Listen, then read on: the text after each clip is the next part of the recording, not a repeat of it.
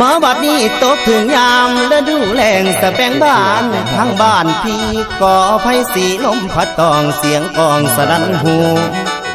แสนคิดทอดยอดสู่ยามอยู่ห่างน้องไกลกันคุณแล้วสะแบงบ้านลมพัดปิ่นหมุนดอกลมพื้นสุดที่ฟื้นทนใดอุกภัยเหนื่อยหัวใจพี่นางเอ้ยนางไงกูลาอายนี่หนพรบ่พรบอกข้านิ่งน้ำนองเจ้าเรื่องเก่าน้องเขาหลังคุณแล้ว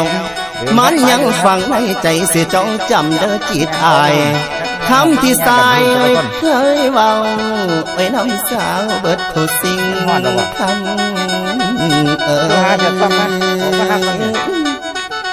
คำให้คำความที่ยิ่งบอกนั้นยังจำอันแม่นบ่มา